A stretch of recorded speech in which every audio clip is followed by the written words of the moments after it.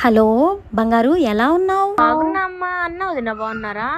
అమ్మా, మీ వదిన గురించి మాత్రం అడక్కు.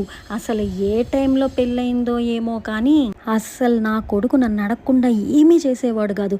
అలాంటిది ఇప్పుడు నా కంటికి కూడా కనపడకుండా చేసింది. పెళ్ళాం ఏం చెప్తే అదే వాడికి. ఆ పిల్ల కూర్చోమంటే కూర్చుంటాడు, నిల్చోమంటే నిల్చుంటాడు. వాడిని గుప్పెట్లో పెట్టేసుకుంది. నా కొడుకు నాకు చాలా దూరం చేసేసింది. ఎంత బాధగా ఉంటుంది నాకు. ఈ అమ్మాయితో వేగేది చాలా కష్టం. ఇదిగో అది వచ్చేసింది, మళ్ళీ చేస్తా. ఏమ్మా సువిద్య, నందెక్కడున్నాడు? నా గుప్పెట్లో. ఏం మాట్లాడుతున్నావు అమ్మాయి? మీరిప్పుడే కదా అత్తయ్య అన్నారు వదినతో నా గుప్పెట్లో ఉన్నాడని. అప్పుడే మర్చిపోయారా? Music.